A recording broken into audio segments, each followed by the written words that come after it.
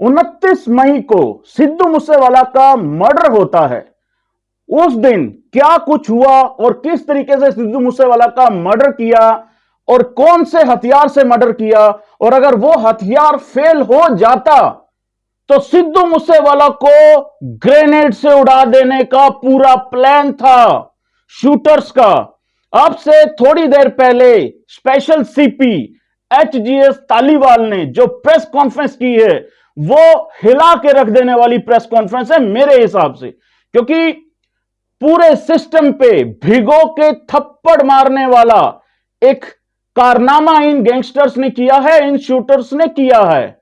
29 मई को होता क्या है? 29 मई को दो गाड़ियां निकलती हैं सिद्धू मूसेवाला के पीछे, क्योंकि उससे पहले मल्टीपल रेकीज हो चुकी थी और उन रेकीज से पहले काफी बार 8-9 बार ये रेकीज हुई लेकिन कभी कामयाब नहीं हो पाई थी। लेकिन 29 मई को वो दिन आया जिस दिन ये कामयाब हुई, क्योंकि केकड़ा ने उनको ये इंफॉर्मेशन दी थी कि सिद्धू मूसेवाला बिना गनमैन के और बिना बुलेट प्रूफ गाड़ी के निकल चुका है।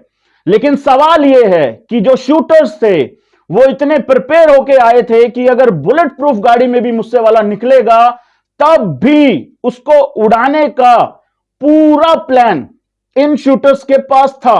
दो गाड़ियां निकलती हैं। अब मैं जो भी बोलने वाला हूं वो मैं वही आपको बयान बताने वाला हूं जो स्पेशल सीपी एचजीएस तालीवाल ने अब से थोड़ी देर पहले दिया। दो गाड़ियां निकलती हैं 29 तारीख को सिद्धू मूसेवाला के पीछे। एक गाड़ी जो बोलेरो थी उसमें 4 लोग सवार होते हैं। प्रियव्रत फौजी, कशिश जो कि गाड़ी चला रहा था, ड्राइवर था उस बोलेरो का, और ये दोनों ही अरेस्ट हुए हैं। बहुत बड़ी अरेस्ट हुई है, बहुत बड़ी कामयाबी। पुलिस इस केस को नहीं छोड़ेगी आधा अधूरा, ये मुझे अब लग रहा है। यहां से पहले लग रहा था कि नहीं, मुझे भी आप लोग भी बोलते थे भैया ये केस खत्म हो जाएगा, नहीं जस्टिस मिलेगा, चिंता मत करें जस्टिस जरूर मिलेगा। प्रियव्रत फौजी बोलेरो गाड़ी में बैठता है और ये इस मिशन को, इस जो कारनामा था इसको लीड कर रहा था। कशिश बोलेरो गाड़ी चला रहा था, साथ में था अंकित और उसके साथ में था मुंडी। तो ये 4 लोग थे बोलेरो में और इनके साथ में दूसरी गाड़ी थी करोला। करोला गाड़ी में जगरूप रूपा था जो कि गाड़ी चला रहा था और साथ में था Manpreet Mannu. According to special CP HGS Taliwal, Manpreet Mannu ही वो शख्स है जिसने उतर के AK-47 से गोलियां चलाई सिद्धू मूसेवाला के ऊपर, और उसी AK-47 से, उसी बस से सिद्धू मूसेवाला पहले इंजर्ड हुआ और उसके बाद उसकी मौत हो गई। और वो वीडियोस आप सबने देखी हैं किस तरीके से गोलियां, वो साउंड भी सुना है आप लोगों ने किस तरीके से गोलियां चलाई गई। और साथ में मनप्रीत मन्नू जो था ये करोला गाड़ी में था, क्योंकि ये करोला गाड़ी पहले पीछे चल रही थी, आगे बोलेरो चल रही थी। उसके बाद इन्होंने ओवरटेक किया और ओवरटेक करने के बाद मनप्रीत मन्नू ने गोलियां चलाई और साथ में बोलेरो में से भी उसी तरीके से 4 उतरते हैं। प्रियव्रत फौजी, साथ में कशिश, साथ में अंकित और मुंडी, ये 4 उतरते हैं और ये भी गोलियां चलाते हैं। जब इनको ये पूरा तसल्ली हो जाती है कि मूसेवाला अब डेड हो चुका है, according to CP, special CP HGS Taliwal, उन्होंने बताया कि इन्होंने काम खत्म करने के बाद बराड़ जो कि बैठा है कनाडा में, उस बराड़ को यह इंफॉर्मेशन दी गई कि काम डन कर दिया गया है। अब बारी थी उस पॉइंट से, क्राइम सीन से भागने की।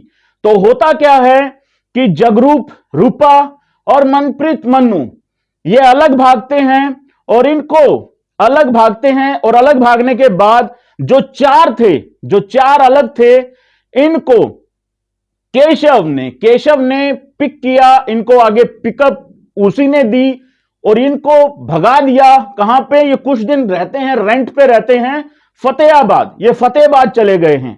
अब इन शूटर्स के पास से क्या क्या रिकवरी होती है? 8 हाई एक्सप्लोजिव ग्रेनेड इनसे रिकवरी होती है। और ये हाई एक्सप्लोजिव जो ग्रेनेड थे, ये पुलिस ने बताया, अपनी प्रेस कॉन्फ्रेंस में बताया तालीवाल साहब ने कि ये AK-47 के ऊपर भी माउंट हो सकते हैं। आप प्लानिंग सोच रहे हैं इनकी। और ये जो प्रियव्रत फौजी है, ये बेसिकली पहले फौज में था, ये फिर नौकरी वोकरी छोड़ छाड़ के अपने गांव में आ गया था, अब इस लाइन में आ चुका है, ये इस क्राइम की लाइन में आ चुका है। लेकिन ये AK-47 कोई बाजार में मिलने वाला खिलौना नहीं है कि जा बेटा ले ले 1000 रुपए, बर्थडे है तेरा, जाके खरीद ले। ये ग्रेनेड कहां से आ रहे हैं भैया?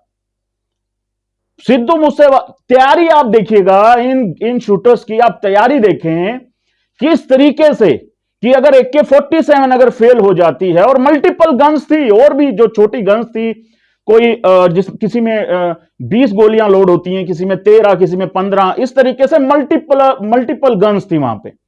लेकिन AK-47 के ऊपर माउंट हो सकता है वो ग्रेनेड। तो आप प्लानिंग सोच सकते हैं कि किस लेवल की प्लानिंग थी।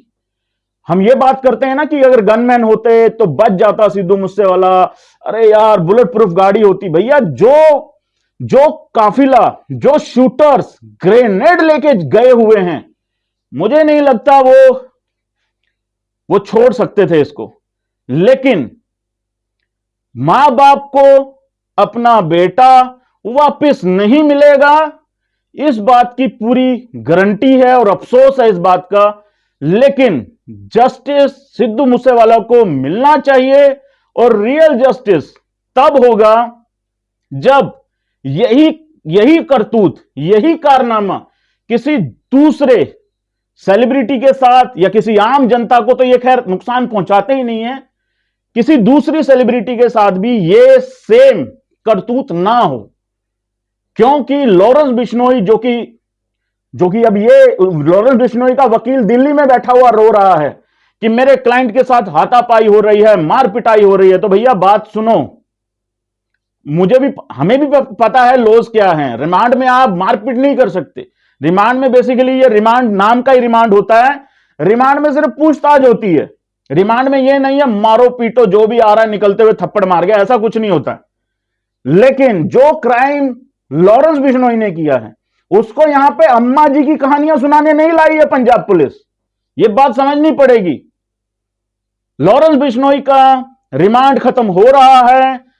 रिपोर्ट्स ये हैं कि शायद रिमांड बढ़ाने के लिए अपील कर सकती है पंजाब पुलिस, लेकिन वो हमें कल या परसों पता लग जाएगा। शायद 22 तारीख को उसको कोर्ट में पेश करेगी पुलिस।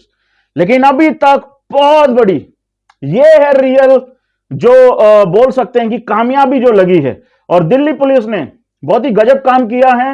हालांकि दिल्ली पंजाब पुलिस को थोड़ा सा लग भी रहा है कि यार ये हमारा केस है, लेकिन इसमें दिल्ली पुलिस जो है वो बार बार बाजी मार रही है, हमें नीचा दिखा रही है। लेकिन सीपी, जो स्पेशल सीपी है, उन्होंने ये क्लियर किया है कि हमारा ये काम है, क्योंकि स्पेशल जो सेल है उसका ये काम है कि कोई इस तरीके का अगर कुछ क्राइम हो जाता है तो उसको उसके जस्टिस तक पहुंचाना, उसको पकड़ के उसको जस्टिस तक पहुंचाना हमारा काम है। ये सवाल हुआ भी है आज प्रेस कॉन्फ्रेंस में।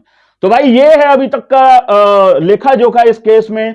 ग्रेनेड, ये सवाल भी मैं सोच रहा था कि शायद कोई प्रेस कॉन्फ्रेंस में पूछे स्पेशल सीपी से कि ये आया कहां से, ये आपको पता लगा कि आया कहां से, ये मिल कहां से जाता है इनको। इसके बारे में कोई सवाल हुआ नहीं है अनफॉर्चुनेटली, लेकिन इसके बारे में इन्वेस्टिगेशन जरूर होनी चाहिए है।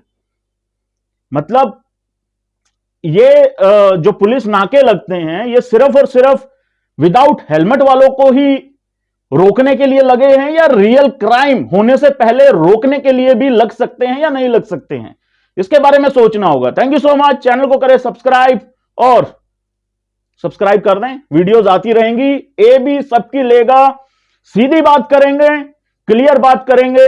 और thank you so much channel को यहां तक लेके आने के लिए। Thank you so much.